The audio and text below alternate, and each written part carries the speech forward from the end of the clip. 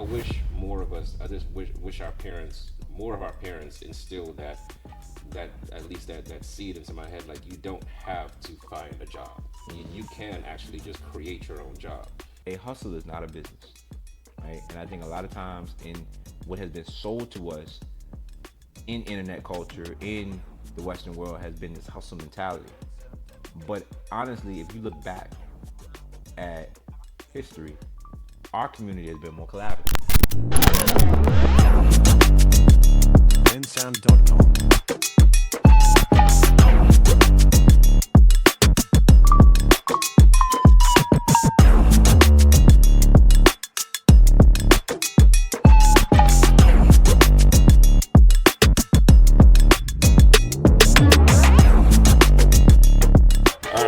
Another episode of Sankofa Sessions. Burr. I am your co-host, Kofi Annan, along with Kofi D. I think we're a mutual host, co-host.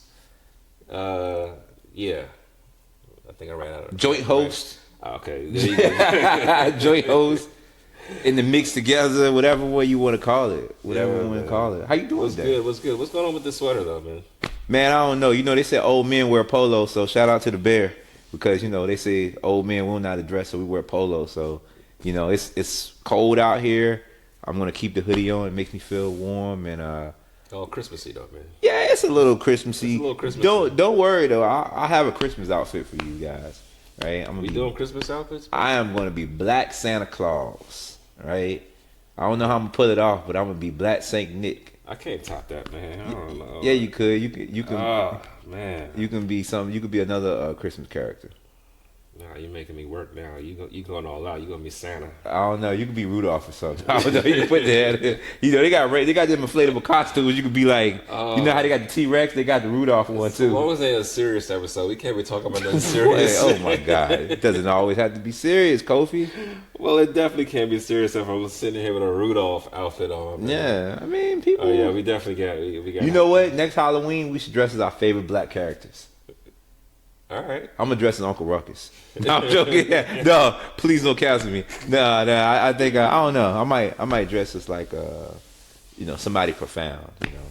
You know, I never really got into Boondocks. I might be the only one, but yeah. You know. I'm the same way with many black shows though. Like I was never into Insecure. I was never into. No, that was a woman's show. Like, you weren't supposed to be into it. I mean, everybody talked about it. If you said you was into it, I'd be like, you would judge me? I want to judge you a little bit. Look, I thought Love is Love though. I watched it because my wife watched it. But the thing is, you watched it. You have a concept of it. I never watched it. I just know Issa Rae was on there. Yeah. I never was into Power. I just started watching Power like when it went off like 8 years ago. You know what? I watched like season 4 of the original Power. I watched a couple seasons, and then I just got tired of. You know what I got tired of? Ghost. I got tired of. No, this might be. I just got tired of why all these black shows always got gangsters and drug sellers, drugs, crime, sneakers. Come on, man. I got tired of that. I got tired of that. You know, it was a good show. The acting was good. You know, everybody was good, but it was just like I just got tired of that concept just constantly being like, you know. Yeah, I understand. Fed down our throats. I mean, there's a lot of black shows I could tell you. Like, before we get into the serious topic, let's do a list. You can say yay or nay. All right, Family Matters. Oh yeah. Okay, Cosby Show. Yeah. Different World. Different world. Oh yeah. Okay. I can think about it. Okay. All right, now I'm gonna go a little bit more obscure. I'm gonna go UPN. You got okay now. Not all of us. See, he had cable growing up. Right? No, I didn't. No, I did not. Okay. One on One. Hey, One on One. That was with Flex Alexander and Kyla Pratt. See, I'm going. See. Yeah, you lost me on that one. Okay. What about the Hughley Show? Yeah. I watched that a little bit. Okay. All right. What about Bernie Mac? Oh hell yeah! Okay, I had to watch. Okay, if anybody America, hates, I'm gonna tell you something. Let me tell you something. Em said him want some milk and cookies. Everybody hates Chris. Oh yeah, that's a classic. See, I didn't start watching that until recently. Really? I did not watch Everybody Hates Chris. You watch what's the new show they got? He got when he's a teacher. Abbott Elementary. Abbott Elementary. Watched 2 episodes of it. Really? Only my girl watches it. That's what I'm saying. That's a good show. That's a good show. You know, what's another? Come on now, I need help from. We can go classic. Good Times. Oh yeah. Good Can you sing the theme song? No, I'm not doing it. You almost got me. It is in our culture. It came out and I was like, no, what am I doing? It was making the way if we can. Go ahead. Sanford or something? No. You wasn't here. Temporary layoff. Good times. All right. That was it. That's it. Why is it that when somebody start humming the Good Times, we got to say the real part? Temporary layoff. Good times. Easy cradle rip off. Good times. Yeah. We lucky we got him. Look, see, I said I wasn't gonna do it. I told you it's in your soul. Everybody does the. I remember that Chappelle Show episode. He was like, "Can you finish the Good Times song?" And everybody was like, they knew the. They couldn't finish it. Oh yeah. Because it's a part where you can't understand the words, but it goes. There's a lot of stuff like that when you're looking back now. It's like, yeah, I don't know. When you actually find out the words. Is that what they be saying? Yeah. Okay. Chappelle Show. Did you watch it? Oh yes. Okay. Key and Peele. Of course. Okay. I never watched Key and Peele. I know a few. I know the Obama one. He was like, "Oh, bring it in, brother." I was like, "That's all we got." That's I know that one. And yeah. They have some classics too. Okay. Some classics too. Okay. I think they're probably up there with Chappelle Show. Okay. Even though I put Chappelle over them because Chappelle birthed them. I get that. So before we get into today's topics, a couple of things we definitely gotta acknowledge and highlight. Number one. HBCUs. I see my brother Kofi over there got on HBCU. What school is that? Tennessee University TSU. Okay, TSU. Shout out to TSU. Yeah, I remember y'all had Eddie George there last year. I know he went on to bigger and better things, but y'all had Eddie George there for a couple years, right? Yeah, he did his thing. He did his thing out there, you know. He moved on this year, you know. We rebuilded, you know, so kind of starting from scratch. But yeah, we got some things to look forward to. You know, y'all got North for Say. Yeah, shout out to I don't have normally I would have my beanie on at least. We should have coordinated. Should have told you to bring your I know. I only got. Did it last week was homecoming. It was. I wasn't there though because you know I'm trying to you know, anybody that knows me, I got a daughter that needs a car, so I'm trying to save her for her car. And homecoming has become an expensive endeavor. You know now, they have homecoming tickets on Afterpay. Wait. Yes, you can Afterpay your homecoming events. Like you could pay as you go. Seriously, that's how expensive it's gotten now. Klarna. So how much are the tickets? I mean, not the game. I'm talking about the parties. That's crazy. They got. I mean, some of the VIP packages running like $200-300, and then they got events each day. So you spending like maybe I would say $250 a day just to get in. That's not even bottle service or anything. That's wild. And you know us, we got to sit on the counter with a bottle. You know what I'm saying? You know. You remember the clubs when you didn't need to? You could actually sit down in the club without paying for a VIP section. Yes, I'm a millennial, so I was the last era. My age group was the last era, I think, of real club where you went to dance and mingle and stuff like that too. I was telling one of my friends, or matter of fact, I actually was telling my daughter, shout out to her, she's going to Kennesaw State.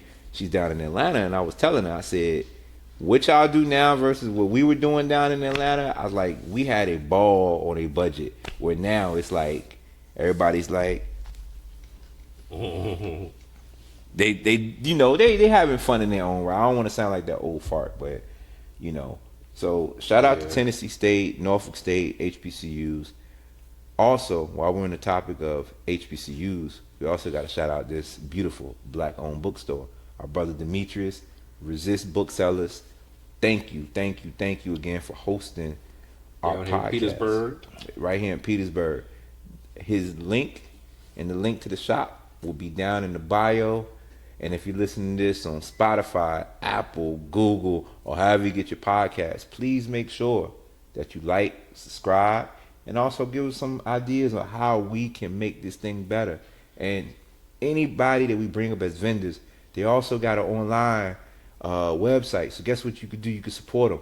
So if you like black-owned bookstores, you want to support, a local business, come on, order from Resist Booksellers.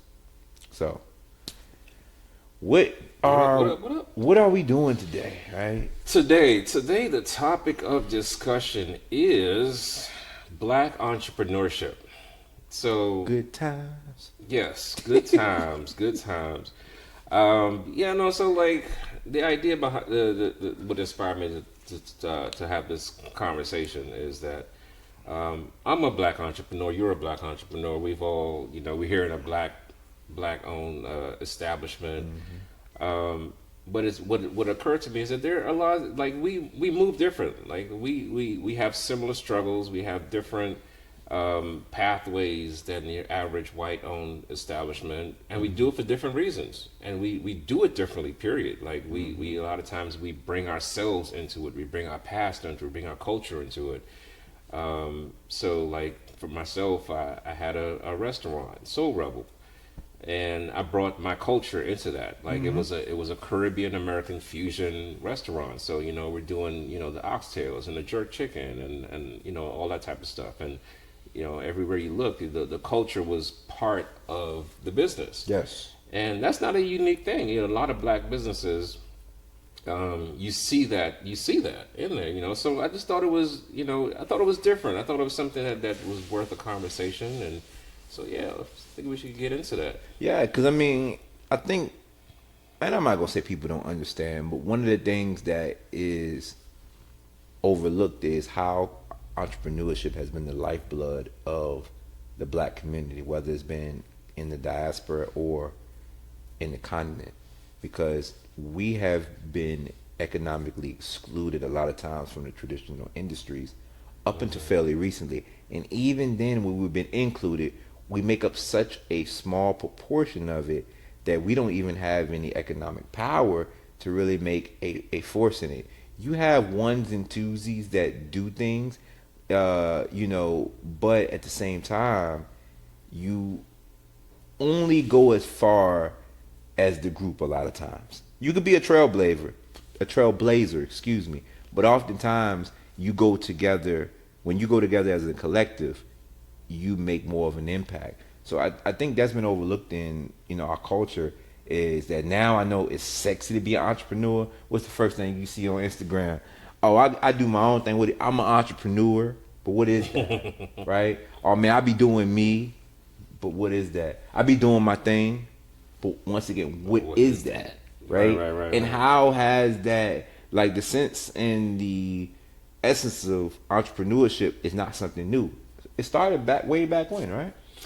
Yeah, so I think it's important to acknowledge that this is going all the way back to Africa, colonialism, pre-colonialism. Even though the systems didn't look exactly like pure capitalism, the way we would describe it today. These were economic systems, if you want to call it entrepreneurship or whatever. But the idea of selling your merchandise, whether it was whatever it is, these systems existed way back then. Colonialism disrupted all of that and made and created these systems that exploited the African people. And so they were pretty much from the time of colonialism till now are basically working in a system that was not designed for them to succeed. Here are the similarities to here in America and parts of the diaspora. Like those same systems were meant to exploit and not to include Black people all over, the diaspora as well as Africa. And so the commonality is that we all, from all different parts of the diaspora, are all been kind of creating and building businesses out of necessity. Out of necessity, For I agree with one, that. because we didn't have the same access to the resources and things like that that a lot of most of the white people did, and also we did it despite odds that were stacked against us. We didn't have access to capital funding. We That's still true. a lot of ways don't have the same access to capital funding. We don't have access to generational wealth. We don't have access to banking systems and things like that. And across the diaspora, we're still struggling up against uphill in a lot of these areas. That is true, and I completely agree with you. When it comes to how entrepreneurship has played a role throughout history, I think one thing that can't be overlooked is the role it played in freedom. A lot of especially during the times when you had a free man population. So what I'm talking about is during slavery, right? When some people gained their rights, a lot of times those people who gained their freedom were artisans. They were people who had specific skills. They were blacksmiths. They were leather makers. They were quote unquote tradesmen, because not only let's be real with you, you couldn't be a free man and a bum. Right. And when I use the term free man, I'm also including women, right, as well, because a lot of times those men had wives and children, right, which that freedom extended to them as well, right? Sometimes it didn't, sometimes it did, it was a case by case basis. But you just can be walking around and be like, "What you doing there, boy?" "I'm just chilling." No. You had to have a craft, and you can read the accounts of like black or blacksmiths, black leather workers, black, like I said, bookkeepers and things like that, because these people weren't just free for freedom's sake. They was free because they also provided an invaluable skill to the population of that town, that city or village, right? So entrepreneurship was also a vehicle for freedom, right? You talk about Benjamin Banneker and all these other people who they got their freedom not only because they were just, their master let them go. They were skilled at their craft. Right. I went to Benjamin. Did you know I went to Benjamin Banneker High School? No, I didn't know. A little nugget okay. For the day. Okay. Yeah. Hey. Benjamin Banneker. Shout out to Banneker High School in D.C. Who was your mascot? Was it just a black face? I'm joking, please. No, it's funny. I laugh because, like, we were called the bookworms. So, like, what? That was the mascot. Was it a worm coming through a book? We were at academic high school, right? Ah, okay. Right. So, like, it was a public school, but it was treated like a charter school. Okay, right? like so a magnet school. Yes, like one of those magnet schools, right? So, like, people joked and called us the Banneker bookworms. Y'all were terrible at sports, right? We were terrible at sports. Yeah. I think we were officially the achievers, which I don't know which is worse. But like we didn't actually have like a math. That's just like not a magnet school, but it's just like in Norfolk, right across from Norfolk State, you have Booker T. Washington High School, and they're the Bookers. They're like literally that's their mascot, the Bookers. Right? Shout out to Booker T. I used to go there a lot and recruit when I was in the military or whatever. I used to recruit a lot over there to the ROTC program and things like that at Norfolk State. But like their thing is the Bookers. So I was curious to see, were you guys the Bannekers? We're the bookworms. The bookworm, right? The bookworms. The bookworms, right? Yeah. Well, I mean, hey, shout out to them. Yeah, we passed. We went to college though. So hey, that's all that mattered. Yeah, we got good grades on our SATs. But going back to the entrepreneurship discussion, it was also a lifeblood for, like I said, freedom. So that has morphed into, guess what? When we actually were free during Jim Crow, we had to have our own communities. And I think this is one of the times, if I could, this is one of the times I think black people, we need to go back and study. There was, and everybody knows it now, there was Black Wall Street, there was Jackson Ward in Richmond, there was hundreds of places in Halifax Triangle in Petersburg. Shout out to Petersburg. There were so many places across the nation that segregated black people had that were thriving communities. Now they're gone. Yeah. Purposely and Not purposely. So I only know about. Okay, so first of all, up until recently, I only knew about the Tulsa.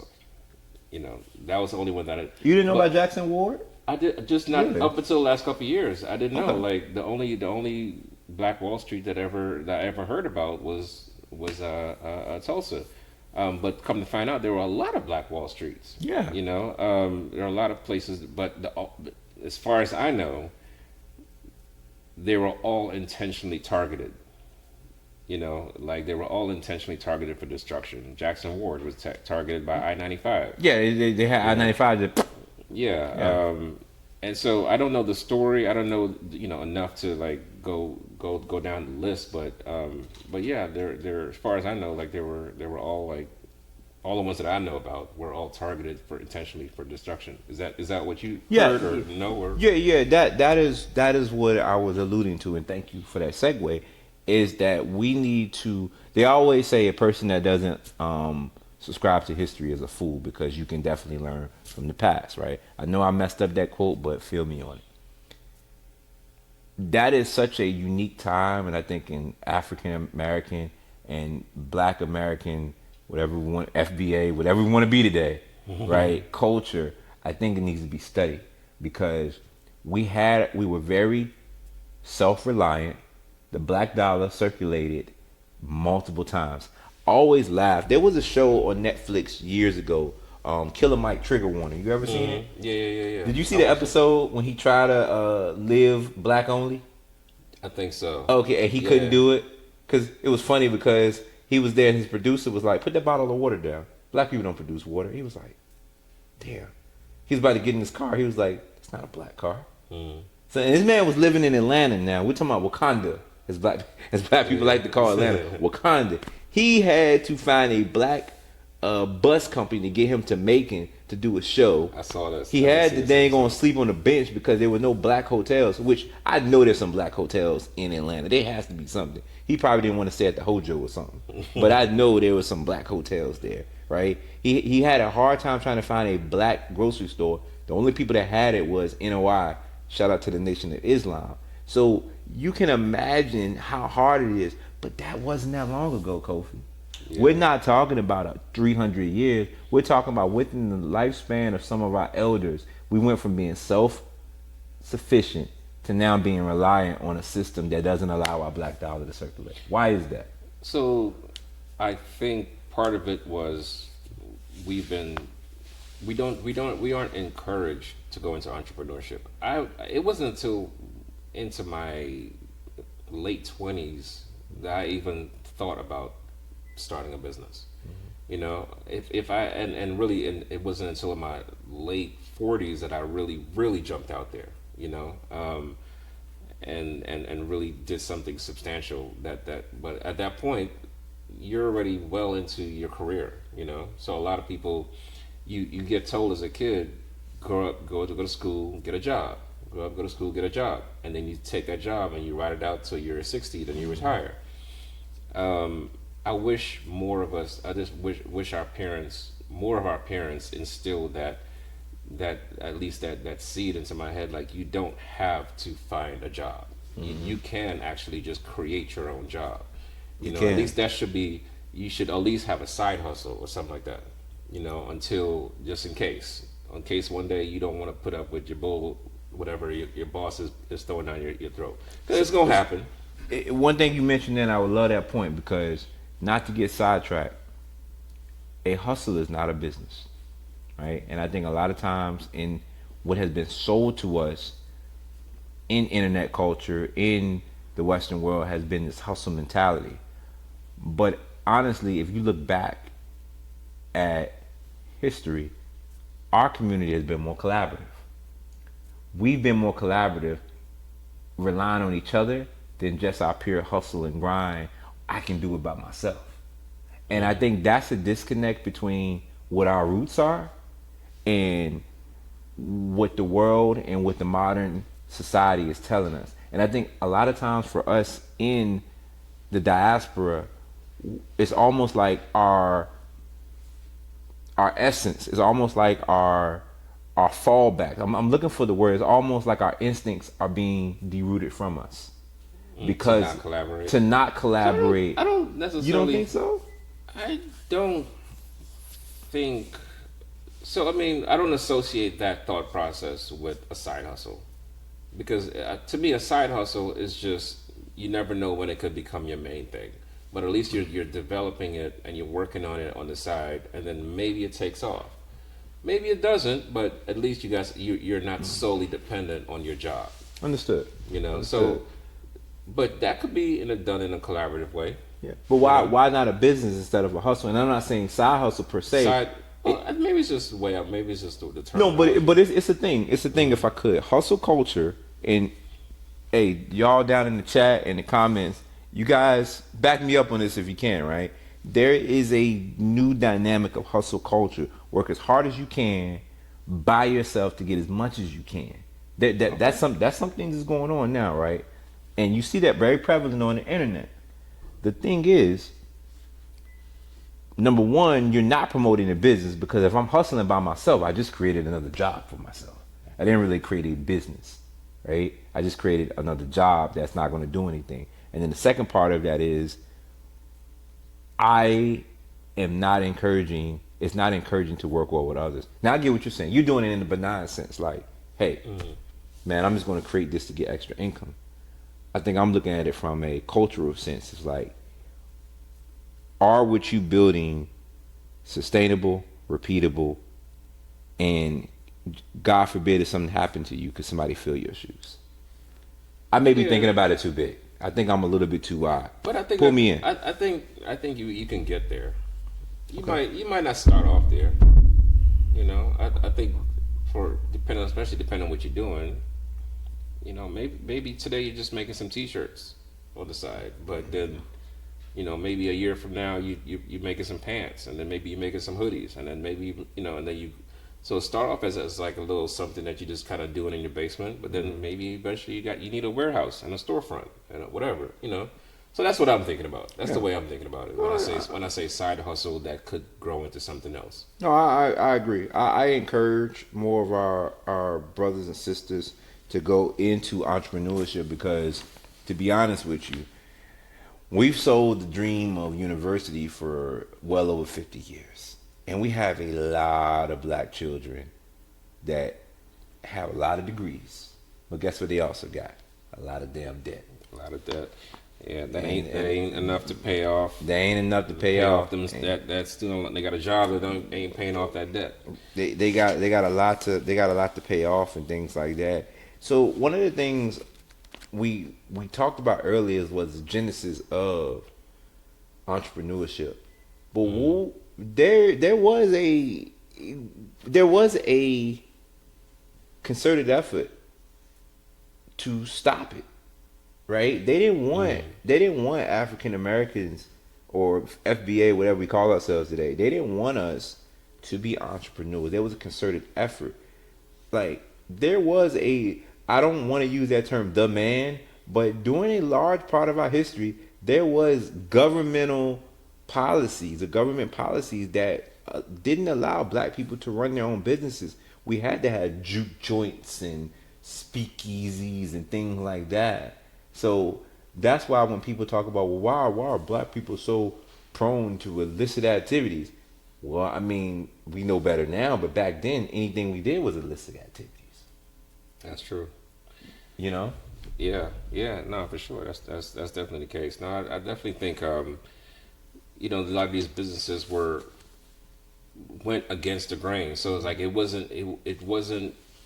illegal, and then even when it became legal, it was discouraged. It was discouraged by the powers to be, the man, whoever.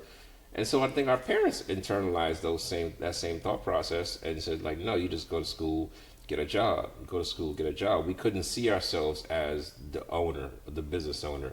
It was hard could you imagine our parents envisioning themselves being the boss, the owner, the business owner, when you don't have nothing, you know. That's true. If you're coming from nothing, for some people at least, the most they could envision is finding a good job where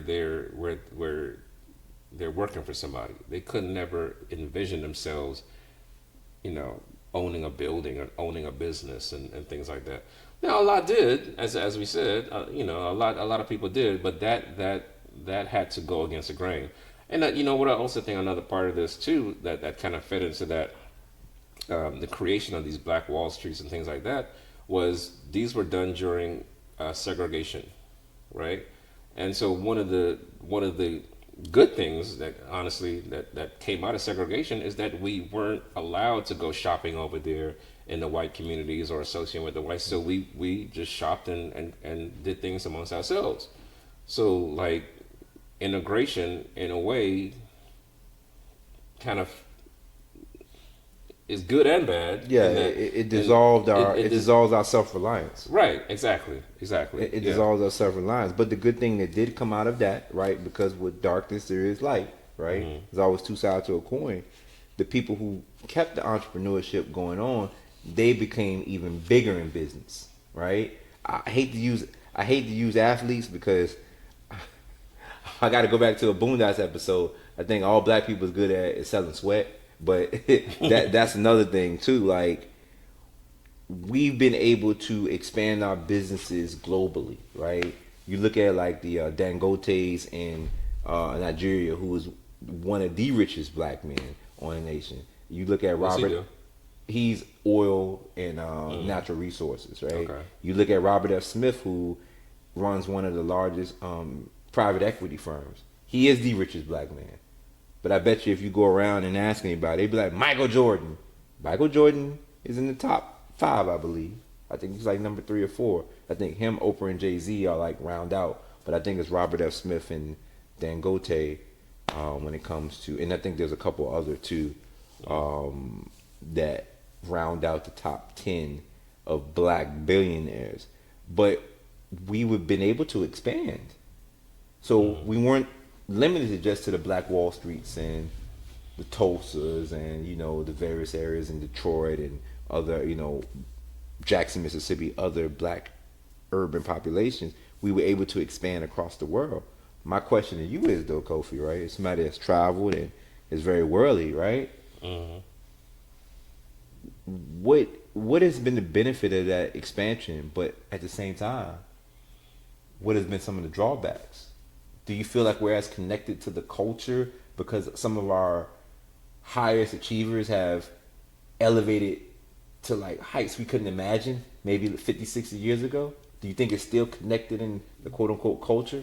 Do you think that are you saying the ones that have the ones that have achieved a lot, are they connected to the rest of the community? Is that yeah. Do you, so you know, once like I'll frame it better. Once upon a time, entrepreneurship was like a direct link to the community, right? And it still is. It still is. But there has been certain people who have ascended, to higher levels. Seeing all that, right? Do you feel like those people who ascend to the higher levels, not even the billionaires, but even like the high millionaires and even the millionaires, do you feel like they're connected and rooted in the culture still? Since they don't have to rely on us solely for business. That's a good question. I would say generally yes, and this is without any actual data or anything to back this up, so bear with me. But I would say generally yes, because I think at least the ones that I know that I can think of top of my head, generally they're doing something of the culture. You know, you talk about Jordan. Jordan is as much a part as Jordan brand is built by black culture. Yeah, but right? Republicans buy sneakers too. I mean, you know okay. Yeah, okay. There's that, you know. Okay. But like, you know, musicians, athletes, like a lot of these ones that you know, Oprah. I mean, like Oprah is Oprah culture? Is Oprah part of the culture? By the way, speaking of which, you know she's a TSU alum. Yeah. So Shout out to TSU. I didn't even plan that. See, look at you, right? But yeah. So I mean, I think a lot of the ones that become millionaires and things like that. I don't know but do we consider athletes and musicians business? Yeah, I mean they're on the Forbes list, right? They are They're on the Forbes list. They are yeah. entrepreneurs. I mean, like LeBron James, he has businesses outside of just him being an athlete. Yeah, yeah, and I'm sure I'm probably just overlooking a lot of people that aren't athletes and musicians and things like that I might not be thinking of top of my head right now. What's that guy that gave all that money to Robert Morehouse? Smith. Robert Smith. Robert Smith. Yeah. He's just an investor, right? Yeah, he's a private equity guy. Private equity. Yeah, private equity. Yeah, I mean, I'd never heard of him before he did that. So shout out to him for doing that. And I'm sure there's a lot of other people like him that I just can't think of. I think if I could, right? Yeah. I think one of the things that, and I'm going to get in trouble for saying this, but trouble is subjective, right?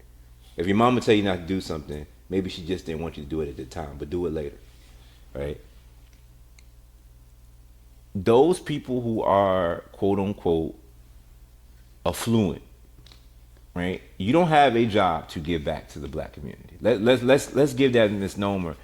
As much as I want that to happen, it ain't always gonna happen, right? You have to have a philanthropic heart. Ooh, that's a big word. That's a big one. That's a big word, right? I be reading this shit. Read? Yeah, I be reading this shit. The books be hard, son. It be hard. You have to have that in you, because if it's not in you, you're not gonna do it, right? But you don't have to. But if you do, I think you have to make sure that you do something to keep you grounded in the culture. And when people say the culture, there's a lot more black people that are like, I won't say at the bottom, but are struggling in middle class, working class, and in poverty than it is you. And people say white people are like that too, but if you look at the numbers, it's skewed. If you look at black net worth versus white net worth in the other races, it's skewed so widely with us, where there's so many people that are not worth anything monetarily, and then you have people who ascend to a high net worth. If you do have the heart to do it, I think that you have to connect with the culture, like Robert F. Smith did, right? Like a couple of others, prominent black people have done. So I think you have to connect there. But I mean, I'm proud of us as black people, because from the Jackson Wards and the Black Wall Streets, we have global businesses now that are major players in many arenas, and you don't see that a lot. Do you think there could be another Black Wall Street? No. Why not? Because we don't get along. I'm just being real. I just think that collaboration's gotten better, but I don't think that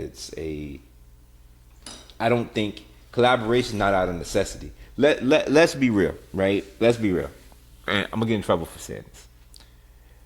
I don't know why it's like this with black people, but when we have to band together to fight something, we go with reckless abandon. But when we don't have to do something, we take our sweet time.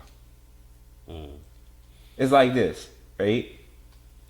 HBCUs were champions, not in sports, but the best of the best black minds went to HBCUs when segregation was there, right? See, that goes back to that segregation issue. Okay, right? It goes back to segregation, right? Yeah. Now, are we promoting segregation? No, I'm not promoting segregation, right? I like white ice. I'm joking. I like white ice cream too, right? It's okay. It was just a joke, right? I like everybody, I like all human beings. But we have to understand this. When we have more options, we tend to go outside of ourselves. We just have the propensity to do it. I don't know why. Why is it like that? Yeah, no, I think that's something that's intentional. I think we have been trained as a society to look up to white brands. So like even if those same white brands are taking things from black culture. So what is the pull? What is the pull of those brands, right? It's the idea that white is superior, right? And so white products are superior. So if I'm from your community and I make a pair of jeans or whatever, and like you think it's dope, whatever, but if Louis Vuitton make the same jeans, it's like, ooh, that's the one that, that's the status symbol. So if Louis Vuitton makes some shoes the same as the same exact model as Shaq shoes, you're not gonna clown me for wearing the Shaq shoes? You know Shaq with him dunking on it. The ones you see in but I think the ones you see in Roses and Family Dollar. You gonna joke with me with some Shaq shoes? That's a black man. But okay, so Shaq, that's not the best example because you don't like Shaq shoes because Shaq is Shaq. There's no centers don't sell shoes. I mean, oh my God, Shaq, but he's a black man. But you know what though? Shaq actually sells more shoes than anybody else. I mean, they're cheaper, but yeah, actual just pure numbers. Shaq shoes actually sells he does. Money. But the point is, like there is a stigma attached with black brands that we still think that black is inferior, and if it's a white, especially if it's a white European brand, like we're all over it, like and we'll promote it and we'll everything else, but like. No, that's why, like, and I say this, and we're gonna talk more about the push and pull. I think it's so ingrained in us that we don't even know what we're doing half the time. That's why personally I'll say this, and people are gonna get mad. I don't participate in black boycotts anymore when it comes to like not buying stuff. I still go to Target. Yeah, I still go to Target. Nah, we ain't gonna hurt Target. What are we gonna do? I mean, it's a principle thing. I get it. They've been hurt. Yeah, but that was more of the LGBTQ. When they pulled that in, and once again, when we have to band together, we do better. But I don't know if there's been any existential crisis to black people that has band us together in a way that really makes a movement. And I'll say the last time that happened, not to get off topic, was probably like Million Man March, maybe during the 90s. No, I would say the Black Lives Matter movement really? was probably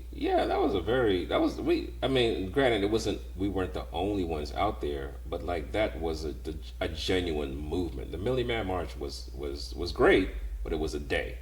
Nobody knows what happened after that. Like the Black Lives Matter, even though the Black Lives Matter movement didn't have the outcomes that we hoped, but part of the reason why we're boycotting Target is because they pledged like X billions of dollars, like $12 billion or something like that, to support black brands, black owned businesses. Yeah. Like, here we go again, right? And then they pulled that. Because of corporate interests. That we went from having Joe Biden to Donald Trump. Not trying to simplify, but we had somebody who was very heavily promoting DEI policies, and we had somebody who was like, "Hey, if you say anything DEI, I'm gonna cut you." Yeah. Right. Well, it turns out because of this, they actually lost a lot more money during the boycott than they would if they just given us the $12 billion. Yeah. So, I mean, I do think we demonstrated that we've had the power to influence corporate America because of things like that, and regardless of if whether or not that translates into other areas, whether we will. It's one thing to boycott, there's another thing to support. Like, instead of, I wish we had a black version of Target that we could then support. Yeah, because then the money's going to go to Amazon. Right? We're going to go to Amazon and you're going to go to Jeff Bezos. Not saying he's a racist or anything. I wouldn't say that, right? But then it just goes to something else. Like, and that's my point. And I'm not trying to negate the collective idea. And I don't hate on the BLM movement. Personally, I feel like it was a little bit more fragmented than it was together. It was. I felt like there was so many different voices and veins of things. And then even with BLM, I don't want to get into that. But it's one of the things that, and the reason why I'm so sold on that Million Man March, that time frame, because maybe it's nostalgia for me. I felt like during that time, you saw more people say, "Hey, how you doing, brother? What's going on, brother? Oh, this is my brother." There was a sense of black awareness and black collectivism during that time, because there was a voice, there was a sense of pride, and we were working together. Versus now, and even the entrepreneurship, going back to the entrepreneurship thing, what is the pull to draw black people to entrepreneurship, but reinvest those dividends into our community? And what's going to push people into becoming entrepreneurs and giving back into their community, because that's the only way. Like, for instance, we're in Resist Booksellers. Shout out to Resist Booksellers. The only way he keeps the lights on is if we support him. Shout out, we need to support Resist and support not just with likes, but buy some books and read. Yeah. Them books be hard, son. Man, look, a lot of times, especially with the social media age, like, folks will like the hell out of your posts, but don't actually come spend no money. Don't come spend no money. Yeah. Hey, no, you know what? We might have to get the owner to do some OnlyFans. He'll get some money then. I'm joking. I kid. Right? So what is the pull? How do we pull people into entrepreneurship and get them to give back, Kofi? Man. So I think they've been in spurts. You know, I think there have been spurts where we've come together, but I don't think it's been sustained. I just was pulling up this app called Mariah. I think that's what it's called. It's a black-owned business app. It's kind of like an Amazon for black-owned businesses. I remember trying to use this before. You said the package is gonna be late. No, I'm joking. No, but honestly, you said the package is not gonna show up. It wasn't a diversity of. It was not diversity of products on there. So like you look up, it's kind of branded like almost like a black-owned Amazon, but like Amazon is everything. You know, it's like. So it's gonna be extra. It's a whole lot of gratuity and it was a whole lot. I'm joking. It was a whole lot of T-shirts and candles on there. All right. No, it was other stuff. I'm not trying to knock it. Any bean pies? I did not. I didn't look for bean pies, but you know.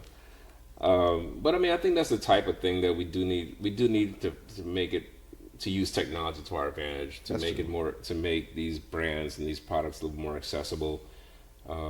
Because there's a lot of good stuff. We don't need to necessarily go out and buy, white-owned products all the time. We do need to do the more supporting ourselves. But I'm gonna tell you a little bit of a joke. I know you was kind of joking about some of the black-owned products, but like, you ever been like try to support a black-owned business and then been burnt by it? Like, man, I've been burnt more than a hot cone.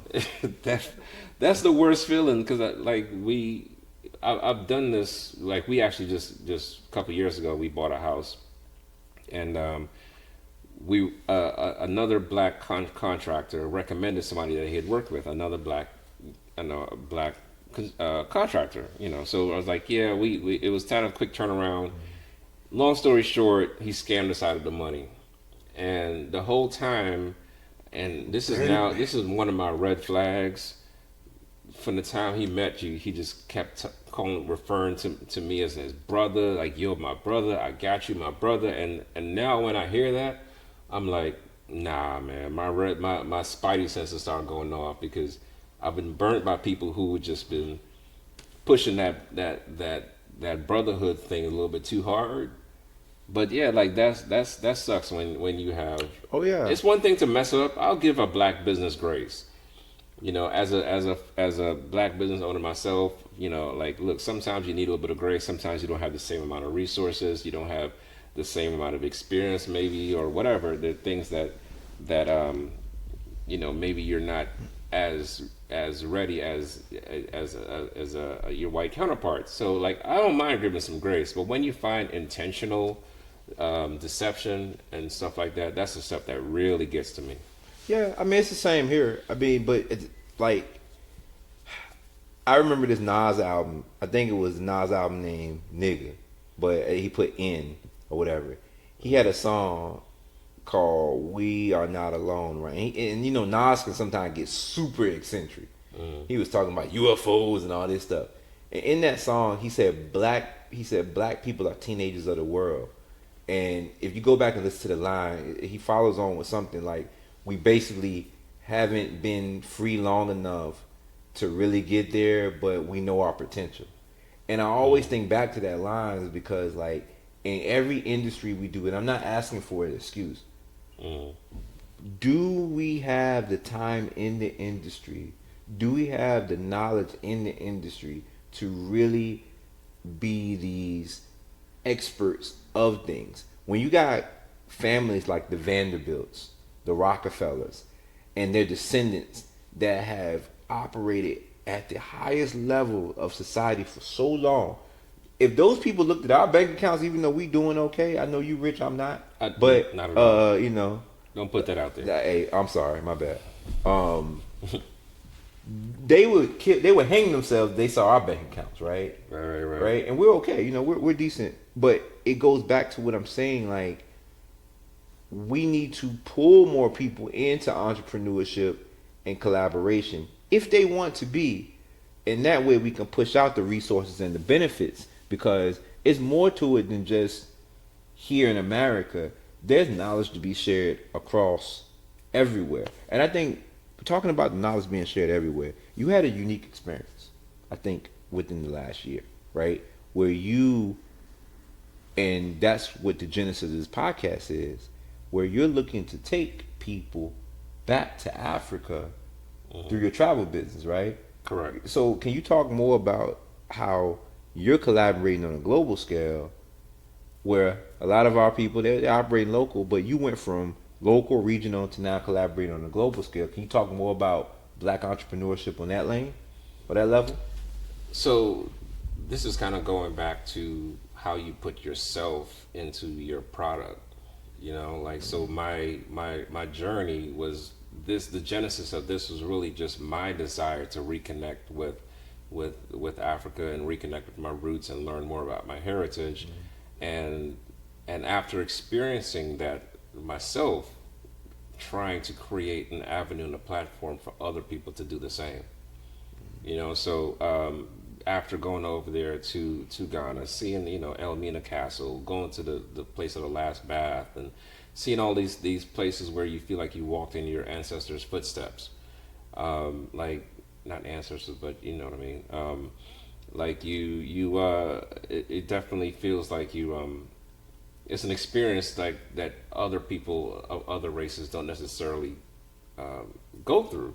And so, like, being able to create that experience and to create avenues for other people to have that same experience, it really just kind of goes back to what I was saying before. Like, business for us isn't just business in a lot of cases.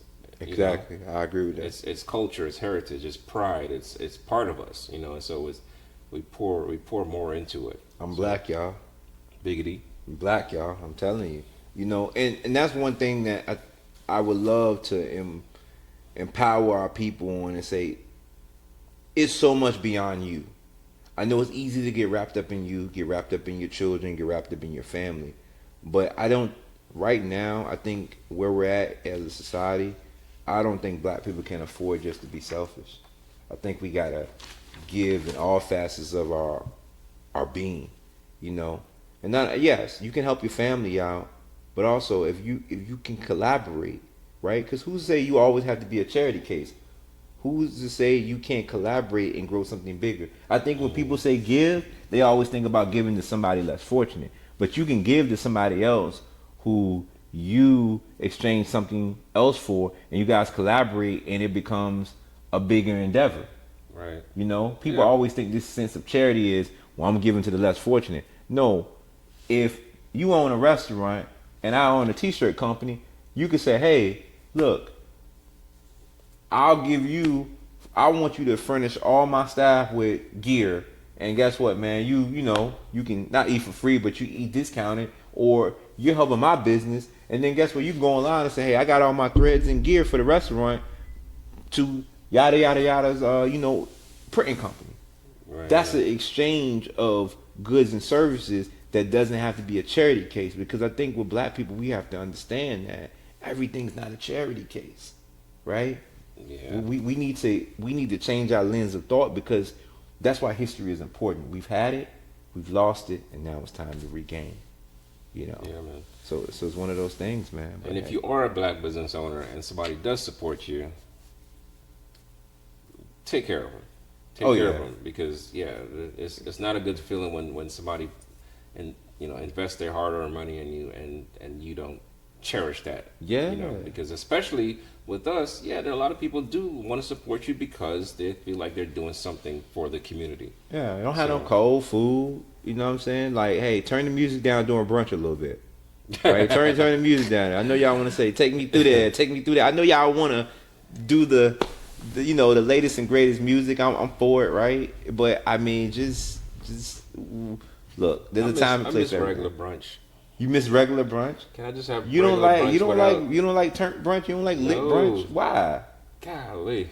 Why? I just want some chicken and waffles, man. I just want some chicken and waffles. Come on, you missing out on a time where you can have. I don't see anybody twerking next to me when I'm trying to eat my brunch. How do you even find the energy at 11 o'clock in the morning on a Sunday to be turned up? Because I'm a heathen and I ain't going to church.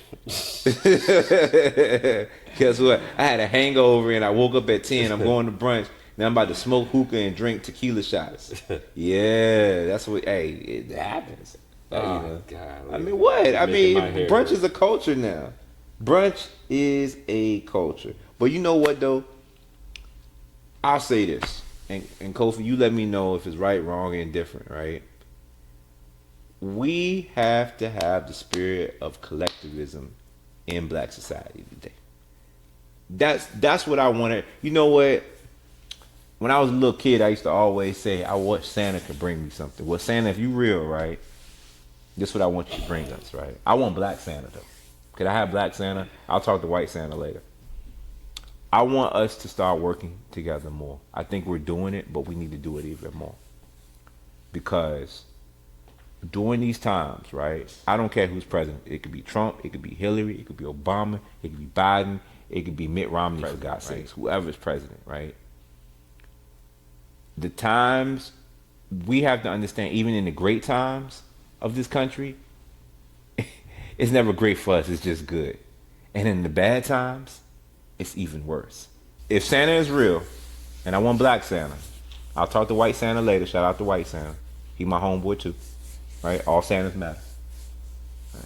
Can I say that? All Santa lives matter? All Santa lives matter, right? What I want for Christmas is, I want collectivism.